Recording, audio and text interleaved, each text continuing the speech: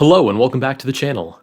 Today I introduce you to Martinfish 2.0, an evolution of the previously seen Martinfish.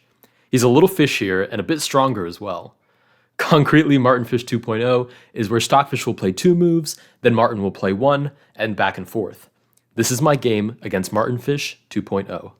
I start the game with my usual opening, pawn to d4, and Stockfish for his first turn plays knight to f6. Now, if you guys watch this channel, you know that I normally play bishop f4, e3, knight f3, the London system. But today, knowing that I want to play a little bit more dynamic, I decided to play the Trompowsky. I decided to play bishop to g5, because I'm counting on the fact that Martin's turn is next, so whatever Stockfish plays, it should leave this trade on the board. As planned, Stockfish plays d5, and knowing that it's Martin's turn next, I play bishop takes. Unfortunately for me, Martin has been doing his tactics, and for his next turn, he does recapture. So I decide to go ahead and play a relatively normal game. This isn't a bad position anyways. And I play e3. We're back to Stockfish, and Stockfish here plays very principled. He plays bishop to d6. His goal is to go ahead and develop all of his pieces and castle, and frankly, that's my goal as well. So I play knight to f3, and I'm looking to just go ahead and get castled out of the way as quickly as possible. So for Stockfish's second turn, he plays knight to d7. As planned, normal development. Now, knowing that it's Martin's turn next, I decide to play a little bit of a trickier move. It's not a bad move, it's a move that I would have played anyways, but against Stockfish, for example, I probably would have played bishop d3, knight d2, kind of cocooned a little bit, and then castled and played a more solid game. But knowing that Martin's turn was next, I decided to strike in the center with c4. I'm hitting a free pawn, and it's kind of like a queen's gambit that got born a little bit too late, c4 coming in on the 6th move. And it's still concretely fine, right? c6 is probably a normal response here. If captures, I can go ahead and recapture with my bishop, and then castle, and it's like a queen's gambit accepted. So still a concretely good move, but purposely played knowing that Martin plays next. Surprisingly here, Martin plays bishop to b4 check, which seems like an accidentally good move, because it does leave the pawn hanging, but I can't actually take it on this turn, because Martin's played an intermediate move, which checks my king. So I play knight to c3, I continue my development, and I interpose the check, and I still have this pressure on the d5 pawn. Unfortunately, we're back to Stockfish for his first turn of 2, and Stockfish elects to capture on c4, which makes sense. The other option was probably c6, and after takes, this is an isolated pawn. It's kind of weak and uncomfortable to play with, especially after you've already forfeited these pawns, which are now doubled. So Stockfish elects to capture, and as planned, I recapture with my bishop. I'm actually really happy with my game up until this point, because I've completed my development. All I have to do now is castle, and then I can maybe strike in the center, maybe a3, b4, queen c2, bring my rooks towards the center, and I'm in a very comfortable position here. Stockfish for his second turn decides to castle, and I could play tricky here because now I know that Martin's turn is up next, but I feel like I'll even have better opportunities if I play more concretely. So I decide to castle as well. And as expected, Martin makes kind of a flimsy move. He captures on c3, which is okay, but what he really should be focusing on is developing this bishop, either by fianchettoing it or playing like knight b6, bishop g4, maybe even bishop e6, so that if takes, you undouble your pawns. Another idea, but this capture was kind of unwarranted.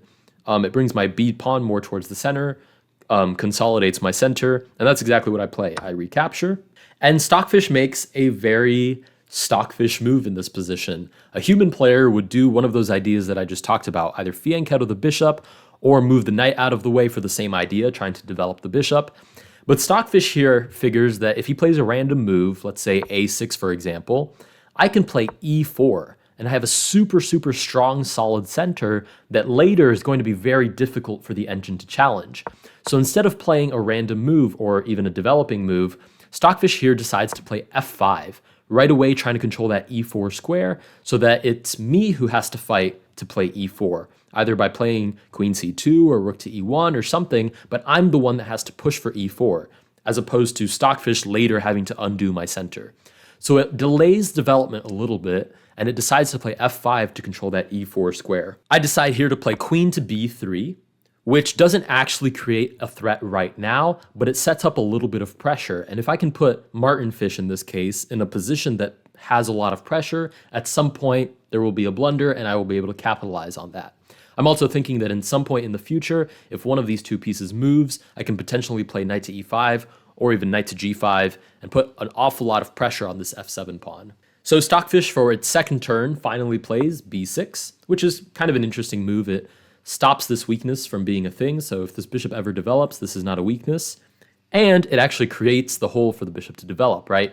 We fianchetto the bishop on b7. Knowing that it's Martin's turn next, I play bishop to d5.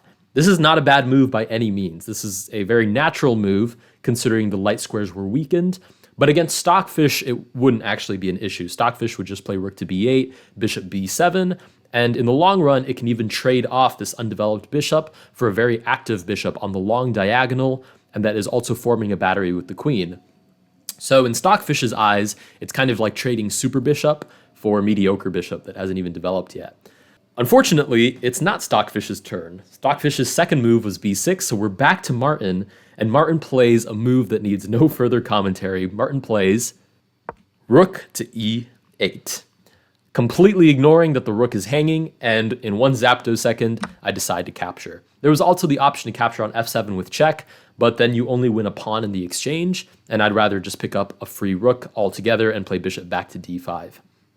Stockfish, after wiping away its tears, I assume, plays knight to f6, just trying to survive in this position, and I return my bishop to c6. One, bringing it back to safety and a little bit more to the center, and two, to force Stockfish to decide where it's actually going to put this rook.